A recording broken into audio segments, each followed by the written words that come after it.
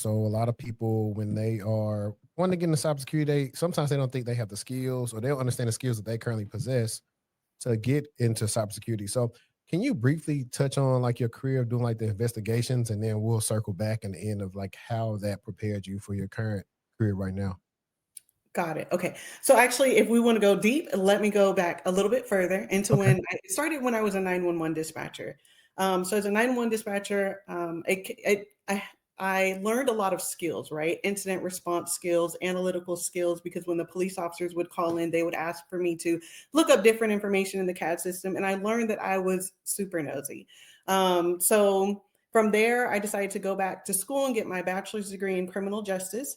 Once I got my bachelor's degree, I decided that I wanted to become an investigator, where I grew more skills, right? So, as an investigator, I learned more so of the compliance portion, right? So, I had to learn government regulations. I had to go and enforce compliance, things like that. So, it built my analytical foundation, as well as being able to correlate a mass amount of data. So, as with any investigation, it starts off with a complaint, and then from the complaint, you would be able to have to investigate more pieces of information that comes in to be able to spit out an outcome, right? So, if you want to translate that to something in cybersecurity, a root cause analysis.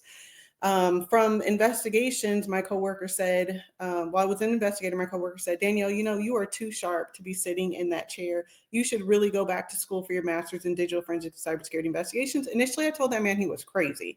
At the time, I was working full time, single mom of two children, as well as driving Uber at night to make additional money. But once I seen the amount of money that you can make in cybersecurity, I was like, okay, sign me up. Now, a lot of people say you shouldn't do like doing it for the money is for the wrong reasons. But as if we're being honest, we're all doing it for the money, right? See, as a single mom, I want to make sure that my children are taken care of. So not gonna lie, the money was my motivation when I got started, but I also found that I was really good at it and I loved it.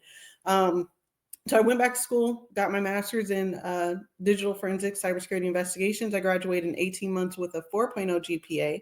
And then I became, or actually I made a post on LinkedIn. And that post kind of went viral for back in 2019. And I had employers from California all the way to Washington, D.C. offering me positions. So I ended up taking a position as an application security analyst. I was hired as an application security analyst, but the CISO was literally training me to be his right hand. So I was in everything. I was overseeing like the security operations center, which was actually in Mumbai, India. So they sent me to Mumbai, India to train with the security engineers. They are stayed in Mumbai for a week. Gained a lot of skills. Also was able to see the offshore interactions and the culture in India. And then coming back, I had to work with the engineering team, the software development team. So he had me write the secured software development lifecycle policy. So I learned a lot while I was in that position. I stayed in that position for about 6 months. And then I was quickly promoted. Well, I'm not going to say promoted, but I took another job as a senior consultant where I was an information systems security officer from there. And then that position for about 3 months, I believe I was an information system security officer, and I went to a client site, and the client, I just went to backfill behind a director, but the client felt that I was so helpful and that I had the aptitude and the skill set to be able to deliver security services for them instead of the director. They actually told my employer, "Hey, Danielle, we want for you to be our security manager." And I'm like, what? I have like 9 months of security experience at this point. But they said, Danielle, we don't care how much experience you have. We love your attitude, your personality. It meshes well with our team. And we can teach you whatever it is that you need to know.